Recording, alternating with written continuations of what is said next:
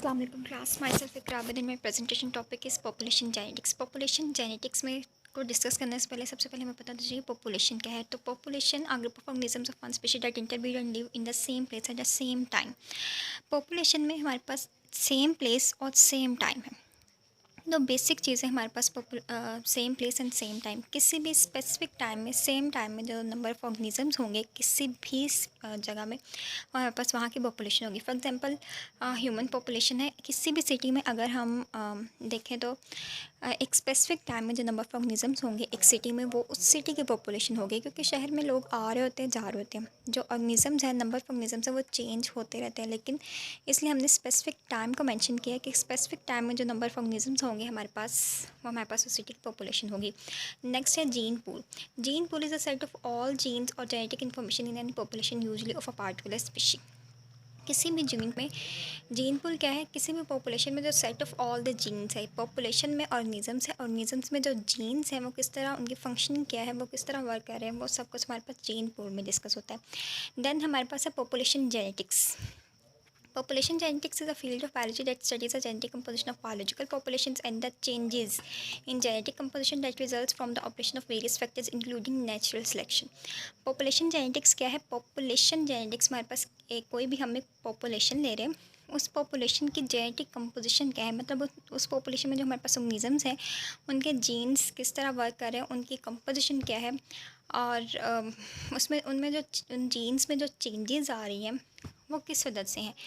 वो चेंजेस हमारे पास natural selection की वजह से भी हो सकती है और ऑपरेशन ऑफ वेरियस फैक्टर्स की वजह से भी हो सकती है। देन है हमारे पास genetic equilibrium. Genetic equilibrium is the condition of an allele और genotype in a gene pool where the frequency does not change from generation to generation. Genetic equilibrium क्या है? मीन्स हमारे पास जो जीनोटाइप है किसी भी जीन पूल की remains same.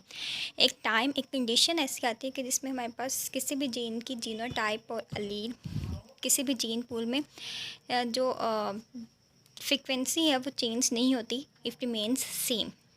Then हमारे पास है एवोल्यूशन। एवोल्यूशन क्या है? प्रोसेस है by which species adapt over time in response to their changing environment. Means evolution क्या है? कोई भी स्पीशी खुद को अडेप्ट करती है अकॉर्डिंग टू इन्वायरमेंट। मीन्स अगर उसने सर्वाइव करना है तो वो खुद को अगर उसने किसी भी स्पीशी ने अकॉर्डिंग टू कंडीशन सर्वाइव करना है तो वो खुद को अडेप्ट करेगी according to these situations. Okay, thank you.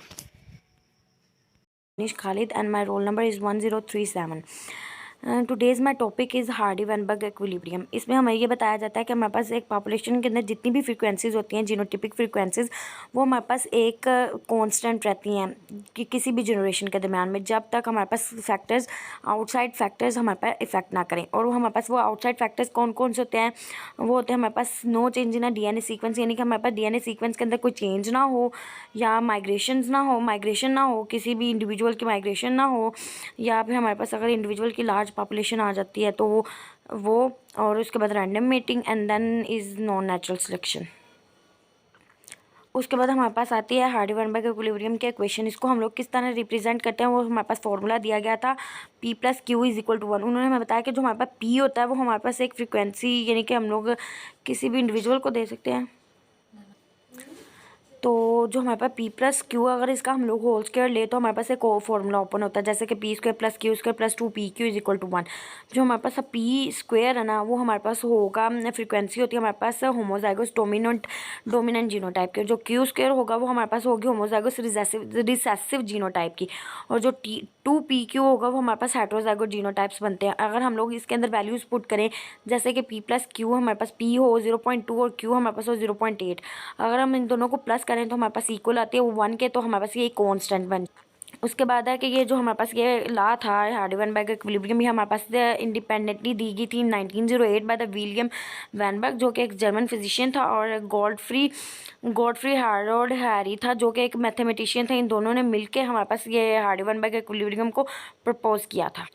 और जो हमारे पास ये इक्वेशन है ये हमें किसी भी पॉपुलेशन के अंदर जो जेनेटिक इक्विलिब्रियम होती है उसको डिफाइन करने के लिए हम लोग इस Assalamu alaikum, myself Arisha Nasir, roll number 1043, group 8. Today my presentation topic is factors affecting Hardy-Weinberg equilibrium. First of all, we discussed mutation. One of the conditions that must be met by Hardy-Weinberg equilibrium is the absence of mutation. यानी कि अगर किसी एक population में अगर mutation नहीं होगी तो ये Hardy-Weinberg का सबसे बड़ा फैक्टर है. म्यूटेशन एक परमानेंट चेंज होता है किसी भी डीएनए के जीन सीक्वेंस का. ये सीक्वेंस जो चेंज होता है ये बेनिफिशियल भी हो सकता है और हार्मफुल भी हो सकता है. मीन कि अगर न्यू जीन्स पॉपुलेशन में ऐड होते हैं और वो फ़ायदा देते हैं तो ये बेनिफिशियल म्यूटेशन कहलाता है. और अगर वही जीन्स जो पॉपुलेशन में ऐड हो रहे हैं वो हार्मफुल जीन्स होंगे और वो हार्मफुल म्यूटेशन कहलाएगा क्योंकि वो पॉपुलेशन को इफ़ेक्ट करेंगे. इन जीन्स के चेंज होने से जेनेटिक वेरिएशंस चेंज हो जाएगी किसी भी पॉपुलेशन की. That is why mutation is a important factor of Hardy-Weinberg equilibrium. Next we discussed genetic drift. Genetic drift क्या होता है? जेनेटिक ड्रिफ्ट किसी भी जीन की फ्रीक्वेंसी का चेंज होता है जो किसी पॉपुलेशन में आता है बाय चांस. यानी कि अगर कहीं पर कोई हादसा होता है और वहाँ के बहुत से जीन्स ज़ाया हो जाते हैं, यानी कि जैसे बहुत सी कुदरती आफात आती हैं, सैलाब आ जाता है, ज़लज़ले वगैरह आते हैं, तो वहाँ पर बहुत से लोग मर जाते हैं, बहुत सी पॉपुलेशंस डिस्ट्रॉय हो जाती हैं जिसकी वजह से वो जीन्स वहाँ से कम हो जाते हैं. जेनेटिक ड्रिफ्ट में cause gene variants to disappear completely and thereby reduce genetic variations. Genetic drift की वजह यानी कि जेनेटिक ड्रिफ्ट की वजह से बहुत से जीन्स डिसअपियर भी हो जाते हैं, इनके कम्प्लीटली ख़त्म भी हो जाते हैं और कुछ कम हो जाते हैं. कम्प्लीटली ख़त्म कैसे हो जाते हैं? जैसे कि आज के दौर में हम एग्जांपल ले सकते हैं डायनासोर की. डायनासोर एक ऐसी एग्जांपल है कि इसकी जीन्स अब इस दुनिया में मौजूद नहीं है, ख़त्म हो चुके हैं. इस तरह बहुत से जीन्स होते हैं जो कम हो जाते हैं और जो फिर वो रेयर्स जीन्स कहलाते हैं क्योंकि उनकी पॉपुलेशन में तादाद बहुत कम होती है और इस तरह ये कोई भी जेनेटिक इक्विलिब्रियम को डिस्टर्ब कर देते हैं. Next I discussed gene flow. Gene flow क्या होता है कि किसी भी जीन्स का मूवमेंट होती है किसी पॉपुलेशन के अंदर आना और किसी पॉपुलेशन से निकल जाना. यानी कि अगर कुछ लोग की पॉपुलेशन में ऐड हो रहे हैं तो ये पॉपुलेशन में न्यू जीन्स का इजाफा हो रहा है और अगर वो पॉपुलेशन से निकल रहे हैं तो वो पॉपुलेशन से जीन्स ज़ाया हो रही हैं. जब पॉपुलेशन में न्यू जीन्स ऐड होती हैं तो ये इमिग्रेशंस कहलाता है. यानी कि अब कोई लोग बाहर के मुल्क से पाकिस्तान में आकर रह रहे हैं और पाकिस्तान में न्यू जीन्स का इजाफा हो रहा है. That's called immigration. And if many peoples चले जाते हैं बाहर के फॉरेन कंट्रीज़, यानी कि चले जाते हैं और वो उनकी वजह से हमारे यहाँ के जीन्स ज़ाया हो जाते हैं और वो बाहर चले जाते हैं. That's called emigration. In anthropology, gene flow more generally refers to allelic genes due to movement of individuals. यानी कि एंथ्रोपोलॉजी में एलेलिक जीन सबसे इम्पॉर्टेंट है जिसकी वजह से एक जगह से दूसरी जगह पर जीन्स ट्रांसफ़र हो जाते हैं. यूँ नहीं होता कि जीन्स बिल्कुल ही ख़त्म हो जाते हैं जीन फ्लो के थ्रू. यानी कि कुछ जीन्स इधर से दूसरी तरफ ट्रांसफ़र हो जाते हैं और कुछ दूसरी तरफ से इस तरफ ट्रांसफ़र हो जाते हैं. Hardy-Weinberg proportions typically are invalid for such models. जैसे कि ये पिक में भी दिखाया गया है कि कुछ स्पैरोज़ एक साइड से दूसरी साइड पर ट्रांसफ़र हो रही हैं और ये ब्लू वाली स्पैरोज़ पिंक वाली में जाके वहाँ पे न्यू पॉपुलेशन बना रही हैं और वहाँ से कुछ स्पैरोज़ ऐसी भी होंगी जो उस पॉपुलेशन से निकलकर दूसरी पॉपुलेशन में आएंगी. जैसे कि फिर ये जीन फ्लो कहलाता है. Okay, thank you so much. Assalamu alaikum, my name is Iman Farman, roll number 1055. Today my presentation topic, factors that affect Hardy-Weinberg equilibrium. First one is selection. Selection की two types होती हैं. First one is natural selection and second one is artificial selection. Natural selection वो type होती है, वो process होता है जिसमें हमारे पास पॉपुलेशन के जो लिविंग ऑर्गेनिजम्स होते हैं खुद को अडेप्ट करते हैं, खुद को चेंज करते हैं according to the nature, according to the environment.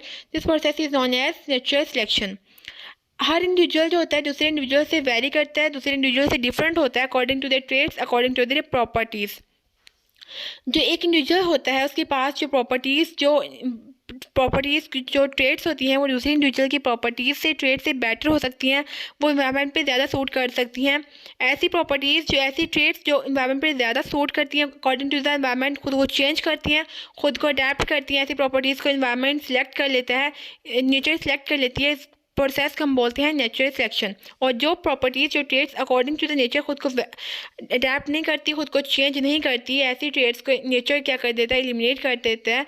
ऐसी जो प्रॉपर्टीज़, ऐसी जो ट्रेड्स होते हैं वो इन्वायरमेंट से, नेचर से ख़त्म हो जाती हैं।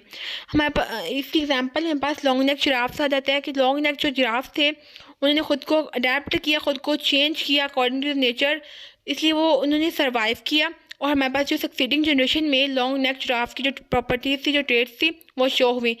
As compare to short neck giraffe, वो खुद को अडेप्ट नहीं कर सकी अकॉर्डिंग टू द नेचर, इसलिए उनको नेचर ने क्या किया, एलिमिनेट कर दिया। जो नेचुरल सिलेक्शन है इसने बहुत बड़ा रोल प्ले किया जीन की फ्रीक्वेंसी को चेंज करने में, जीन की जो प्रोपोर्शन को चेंज करने में। सेकेंड वन हमारे पास आ जाता है आर्टिफिशियल सिलेक्शन। आर्टिफिशियल सिलेक्शन वो सिलेक्शन होती है जिसमें हम ब्रीडर्स खुद एक टाइप की ट्रेड्स होती है उसको खुद इन्हांस करवाना चाह रहे थे, उसको सिलेक्ट करते हैं। This is known as artificial selection.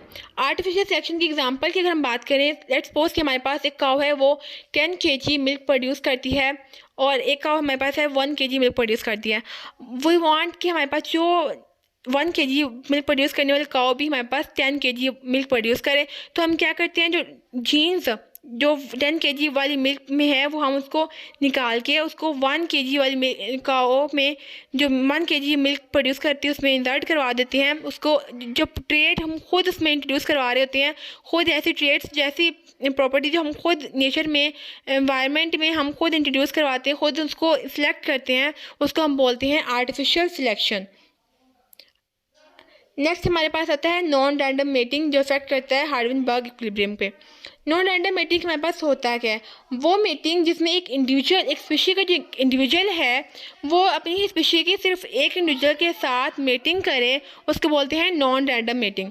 Non random mating हमारे पास वो मेटिंग होती है जिसमें हमारे पास जीनोटाइप की ऑल पॉसिबल कॉम्बिनेशन शो नहीं होते। जीनोटाइप्स की हमें पता है कि 2 टाइप्स ऑफ कॉम्बिनेशन होते हैं, और first one is homozygous and second one is hydrozygous. Non random mating में हमारे पास जो हाइड्रोजाइगस जीनोटाइप होते हैं वो हमें शो नहीं होते, बिकॉज हमारे पास जो स्पीशी है वो सिर्फ एक स्पीशी के साथ मेटिंग कर रहा होता है, तो हमारे पास सिर्फ